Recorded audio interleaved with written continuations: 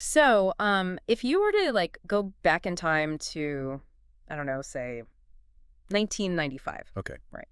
And you walk into a bank and you find a bank manager and you tell them that in about 30 years, people are going to be moving their entire life savings around while sitting at a red light Oh, using like a glowing device the size of a Pop-Tart. right. Yeah. I mean, they probably would have called security on you. Oh, absolutely. They'd think you were out of your mind. Yeah. But I mean, today, millions of us are doing exactly that. Like every single day, we are casually routing thousands of dollars through applications built by companies we've never visited. Yeah, managed by people we've never met. Exactly. Like a smooth screen animation and, I don't know, a minimalist color palette somehow generates more financial trust for us today than like a massive physical marble vault used to. It really is wild when you put it like that. It is. And so in this deep dive, we're really looking at this source material that asks, like, how did an entire generation's psychology get rewired so completely and so quickly? Yeah, and it is a staggering behavioral shift. I mean, Yeah. the adoption data we're looking at for this deep dive, it's almost vertical. Like off the charts. Exactly. Yeah. We're talking well over 1,000% growth in searches and downloads for personal finance platforms in just this really, really short window. Yeah. But, you know, looking at the numbers only tells us that it happened. Right. The underlying mission of our analysis today is to really understand the mechanics of this rewiring. Mm. Because this is not simply a story about, faster microchips or better broadband. Right. It's not just a tech story. No, not at all. Hmm. We are looking at a fundamental reclassification Mm-hmm. of how the human brain evaluates safety and risk and authority. Okay, so to kick this off, I actually noticed something recently when I opened one of these modern investment apps. Oh, Yeah, and it honestly felt a little bit unsettling once I thought about it. how so? Well, I realized I wasn't looking for like FDIC insurance badges or, regulatory disclosures. I wasn't digging into their corporate governance. Right, you weren't reading the fine print. Exactly. I felt secure just because the app didn't crash. Like the typography looked clean and the interface felt incredibly intuitive. And I had to ask myself, like, am I just hopelessly naive? Right. Or is there like a documented psychological phenomenon happening here? Because it really feels like we're judging a system's technical security entirely by its aesthetic design. So you're not naive. You are actually experiencing a deeply documented cognitive shortcut. It's known as the aesthetic usability effect. Aesthetic usability effect. Okay. So human beings operate under massive cognitive load every single day, right? Cool, for sure. Too many emails, too many decisions. Exactly. And to survive all that, our brains rely on heuristics, basically mental shortcuts. And over the last 2 decades, researchers have observed this fascinating conflation. The human brain has literally begun to interpret aesthetic competence as technical competence. Wait, really? So just because it looks good, we assume the coding is good? Precisely. When you open a modern finance app and you are greeted by, abundant white space, crisp typography, smooth transitions, All the pretty stuff. right, all the pretty stuff, your brain registers those visual cues and fires off a subconscious message. It says, this environment is orderly. The creators pay attention to detail. Therefore, the system is well built and my assets are secure. Oh, wow. So it's essentially the digital equivalent of, I don't know, assuming a car has a flawless transmission and perfect brakes simply because it has beautifully stitched leather seats Yes. and like really incredible sound system. We're taking visual symmetry and using it as a proxy for fiduciary reliability. That is a perfect analogy. And you could see how legacy financial institutions, the traditional banks, they completely miscalculated this shift. Oh, yeah, because their apps usually look terrible. Right. They relied on their institutional inertia. They assumed their, century-old reputation was the ultimate trust signal. Right. But that reliance creates a massive vulnerability for the modern consumer. Okay, how so? Well, consider a legacy banking platform. You know the ones. A clunky, archaic interface, confusing navigation trees, really slow load times. Oh, the kind where you have to dig through like 4 different submenus just to locate your routing number. Exactly. And then the session times out while you're doing it and you have to log in all over again. It induces like, a mild panic attack every time you have to use it. Yeah, and that panic attack, that is your brain signaling a lack of safety. But here is the critical pitfall, right? Technologically speaking, that archaic legacy system might have incredibly robust, battle-tested cybersecurity infrastructure behind the scenes. Oh, interesting. So it might actually be super safe. It might be fundamentally more secure than a slick, beautifully designed startup app that was coded, 6 months ago by a team of 5 people in a garage. Wow. Yeah, that makes sense. But to the user's brain, the clunky interface feels broken, and a broken interface feels unsafe. Conversely, the beautiful new app feels safe. The interface has literally become the modern marble column. We have replaced institutional trust with interface trust. Man, that is a massive blind spot for us as consumers. We are effectively confusing good UX design with robust cybersecurity. Exactly. But, okay, let me play devil's advocate for a second. Go for it. Because a beautiful interface alone doesn't actually compel someone to link their checking account, right? Yeah. Start moving real capital. Right, there's more to it.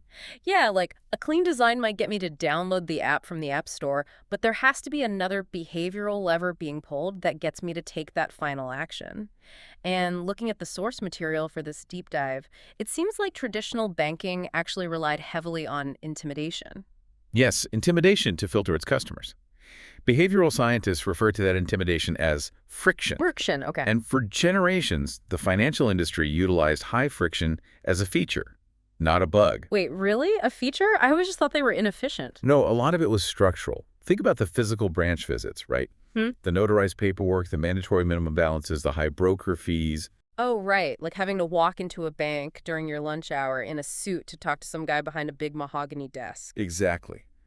Those were all invisible behavioral obstacles. They created this psychological moat that basically kept casual participants out of the market. It communicated that managing wealth was a high-stakes, exclusive endeavor requiring serious commitment. Wow. So modern fintech platforms looked at that high-friction model and just systematically vaporized it, didn't they? They completely dismantled it. And the contrast is jarring. Today, you authenticate with biometric scanning in 2 seconds. Yeah, just looking at your phone, Face ID, and you're in. Right. You link external accounts seamlessly via third-party APIs. Account minimums are eradicated. You can start with fractional shares for $5. Yeah, that blew my mind when that started happening. And commission fees are practically extinct. The timeline from initial curiosity to an executed trade went from, weeks to roughly 3 minutes. 3 minutes on the couch. Exactly. Huh. They transformed what used to be an intimidating high-stakes commitment into an effortless, low-risk experiment. And that transformation is incredibly potent. I mean, when you remove friction, you change the user's emotional baseline from apprehension to curiosity. Managing money suddenly feels approachable, right? Absolutely. It becomes this ambient activity you can do while watching Netflix on a Tuesday night. Yeah, exactly. But, okay, I have to push back on this a little bit. Sure. Because while removing friction sounds super democratic, isn't it possible that friction served a vital purpose? In what way? Like a financial speed bump, so to speak. If I am about to allocate, I don't know, $5,000 into a highly volatile asset class, maybe I should have to fill out a form, wait 3 days, and sleep on the decision. Oh. Right? Doesn't zero friction mean we are totally removing the cognitive cooling off period? That is arguably the most dangerous pitfall of the frictionless finance revolution. Oh, absolutely. When you engineer all the friction out of a system, you are left with an environment that closely mimics a mobile game. Ah, gamification. Yes. The danger is gamification. Without those behavioral speed bumps, the human brain struggles to register the weight of the financial risk it is taking. Because it feels too easy. Exactly. If executing a highly leveraged options trade requires the exact same physical motion like a double tap and a swipe as liking a photo on social media, the psychological gravity of the action is completely lost. You end up with inexperienced users making rapid, highly consequential financial decisions simply because the interface makes it feel so casual. That gamification aspect is terrifying when you put it like that. So we have an aesthetically pleasing app that makes us feel safe, right? And a frictionless environment that encourages immediate action. But that still leaves a major gap in the trust equation for me. Well, without the traditional gatekeepers, without the financial advisor or the bank manager guiding the process, how is a user deciding which platform is legitimate in the first place? I mean, they aren't consulting regulatory filings, right? Definitely not. And according to our deep dive material, it suggests they are looking at entirely different signals to validate their choices now. Yeah, the validation model has completely inverted. For centuries, financial trust was dictated top-down. Top-down, meaning from the institutions. Right. Government regulators, legacy banks, credentialed advisors, they were the designated authorities telling the public what was safe. Right. But today, trust is generated bottom-up. It relies almost entirely on social proof. Social proof. So it as the phenomenon of social validation. We look to our peers, our digital communities, and increasingly like social media influencers. Exactly. There is something deeply primal about seeing someone who looks like you, who speaks your language, and shares your socioeconomic background, demonstrating how they use a specific platform to build wealth. Yeah, it's relatable. It triggers an immediate cognitive response. You think, if this person who is navigating the same financial realities I am trusts this system, then it must be safe for me to use as well.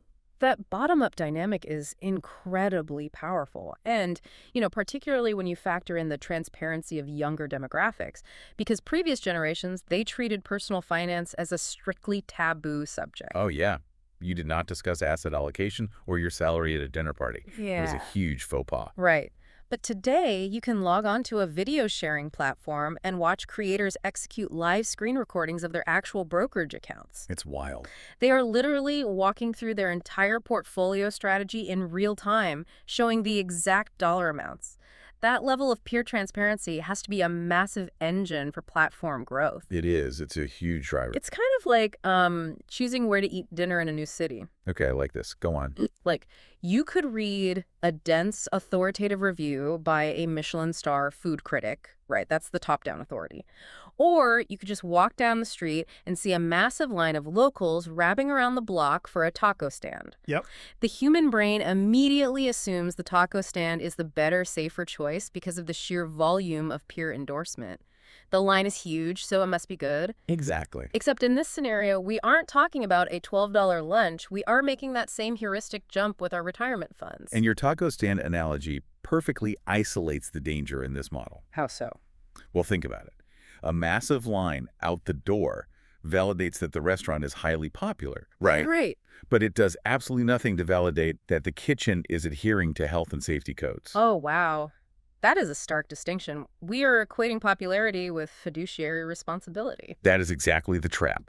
The common pitfall users fall into is conflating the social validation of an app's ability with the financial safety of their investments. Because the influencers aren't experts. Exactly. The vast majority of financial influencers are not fiduciaries. Right. They have no legal obligation to act in your best interest. Right. They're just content creators. Yeah.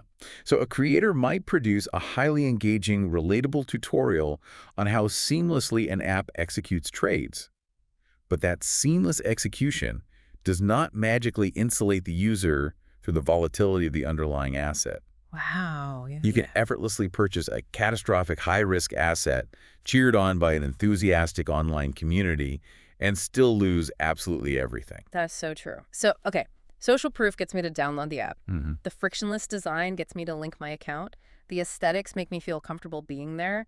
But I'm still not transferring my life savings on day one. Right. Like, true, durable trust isn't established in a single session. No, it takes time. There has to be a mechanism that scales a user's confidence over time. Because you don't just jump from 0 to 100. You are spot on. Trust is constructed incrementally. It is rarely the result of a single massive leap of faith. The source material outlines how these platforms utilize a series of small, low-risk, positive experiences to build a comprehensive foundation of trust. Ah, so it's like building blocks. Exactly. Think about the mechanics of operant conditioning. Like with Pavlov's dogs. Or just basic dog training. Yeah. When you train a dog, you don't just open the front gate and hope he understands the concept of boundaries, right? Right. He'd just run away. You give him a small treat for sitting, then a treat for staying put for 10 seconds, then a treat for staying while you walk out of sight. So you build it up gradually. Exactly. And the platform is essentially doing the exact same thing to the user. It encourages a microdeposit, say just $5. Something you won't miss. Right. The user deposits the funds, the balance updates instantly. Boom! Dopamine hit. That is the first behavioral trait. The app executes a micro-verification. Then the user decides to purchase a fractional share of a stock. The trade executes flawlessly. Another micro-verification. I see. And then maybe a week later, they test the withdrawal mechanism, right? Pulling $2 back into their traditional checking account just to make sure they can get their money out. Yes. I've totally done that, just to test it. We all have. and the funds arrive the next morning exactly as promised. So the financial magnitude of those transactions is completely irrelevant. Whether it's $2 or 2,000, it is the experience of operational reliability that the brain is absorbing. That is the key distinction. Each successful microtransaction adds a single drop of trust to the user's psychological bucket. Wow. Over weeks and months, those drops accumulate until the bucket is overflowing with genuine confidence. The user believes in the platform not because of a television commercial or a regulatory badge, but because the platform has consistently demonstrated competence on a microscale. But, okay, this reveals another massive cognitive vulnerability, doesn't it? Absolutely. Because if I am trusting the app based on those small operational wins, I am essentially just testing the plumbing. Right. Like, I am verifying that the pipes don't leak, that the buttons do what they claim to do. Yes. But operational reliability is not the same thing as investment safety. That is an incredibly dangerous false sense of security. Yeah. The platform's machinery might be flawless, the interface is intuitive, the trades settle instantly, the money moves without friction. Right. But the user inevitably begins to project their trust in the plumbing onto the risk profile of the asset itself. They blend the two together. Yes. Yeah. They rationalize, well, the app handled my $10 stock trade perfectly, so it's a perfectly safe environment to dump $50,000 into a highly speculative, unregulated cryptocurrency. Oh, man. That is so dangerous. They have completely conflated the efficiency of the delivery mechanism with the viability of the financial product. They are trusting the pipes without questioning what is actually flowing through them. Wow. Okay, so that brings us to the final piece of this psychological puzzle we're looking at today. Because to keep users engaged and continually building that incremental trust we just talked about, the platform has to make the user feel like they are in total control. Yes, control is paramount. And the way they do that feels like the ultimate rejection of legacy banking culture. They prioritize radical clarity over weaponized complexity. Weaponized complexity. I love that term. Because traditional finance was historically plagued by intentional mystery. Oh, totally intentional. The language of banking, amortization schedules, yield curves, variable APRs, complex fiduciary structures. It was a lexicon designed to exclude the layman and maintain the authority of the institution. Anyone who has ever received a dense 10-page paper bank statement in the mail understands this exactly. Oh, the dreaded envelope. Yeah. You open it up and you are just confronted with a labyrinth of acronyms and microscopic fine print and weird maintenance fees that require an advanced accounting degree to decipher. Right. How did that make you feel? It created an immediate psychological distance between me and my own capital. It cultivated this baseline state of defensive anxiety, right? A lingering suspicion that the institution was leveraging that complexity to extract wealth from me via hidden fees. And that's because mystery breeds suspicion. Exactly. Modern fintech platforms recognize that defensive anxiety as a massive customer acquisition opportunity. Oh, that's smart. Right? By implementing radical clarity, they fundamentally altered the user's emotional state. Radical clarity means eliminating financial jargon. It means fee structures are not buried in PDF disclosures, but presented upfront in plain, everyday language. So instead of a dense ledger of numbers, your portfolio's performance is translated into a vibrant, interactive visualization, like a really clean pie chart. Exactly. And when a dividend is paid or a fee is assessed, you get a push notification that explains the event in the conversational tone of a text message from a friend, like, hey, you just earned $2 in dividends. Yes, the tone is so important. And when you can instantly grasp your financial position through clear, colorful data visualization, it really empowers you. It completely neutralizes the anxiety of hidden risks. And that empowerment directly accelerates trust. When a system communicates in a language you intuitively understand, your cognitive defense is lower. Clarity breeds confidence. But there's a but coming, isn't there? There's always a but. We must address the ultimate pitfall of this radical transparency. Let me guess.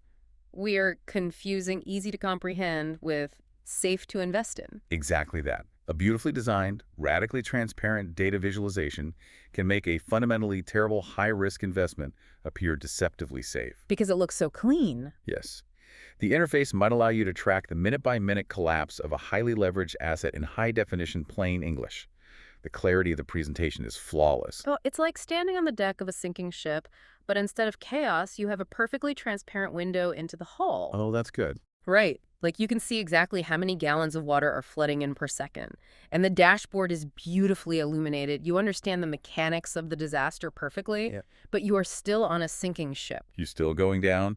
The delivery system has been perfected, the vehicle is incredibly comfortable, the dashboard is intuitive, and the steering is frictionless. But it remains entirely the responsibility of the driver to ensure they aren't steering that vehicle off a cliff. Exactly. The app provides the clarity, but the user must provide the judgment.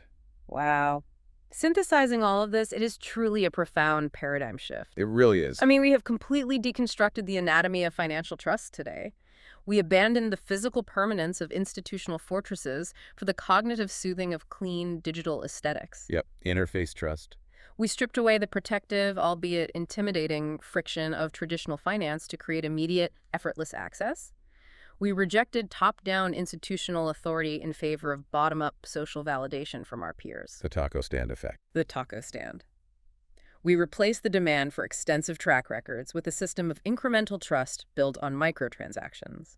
And finally, we dismantled the weaponized complexity of legacy banking, replacing it with the empowering yet potentially deceptive glow of radical transparency. That is a perfect summary. And the core takeaway from our source material today is the necessity of separating the emotional response from the financial reality. Right. They're two different things. Exactly. A platform may trigger every single psychological trust switch we've discussed. Aesthetics, low friction, social proof, operational reliability, and clarity. Can check all the boxes. But those triggers do not immunize your capital against market realities. Genuine due diligence, independent of the platform's flawless user experience, remains absolutely essential because the interface is not a substitute for financial literacy. Yeah.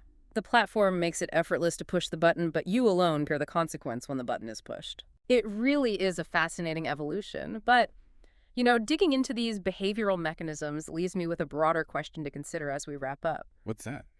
Well, if our collective psychology has been so thoroughly rewired to trust our life savings to frictionless, socially validated, aesthetically pleasing interfaces, what is the next domino to fall? Oh, that is a huge question. And Yes. it points to some major societal implications. Right. Because when the barrier to immense trust becomes little more than an optimized user experience and a series of small behavioral wins, no institution is immune to this kind of disruption.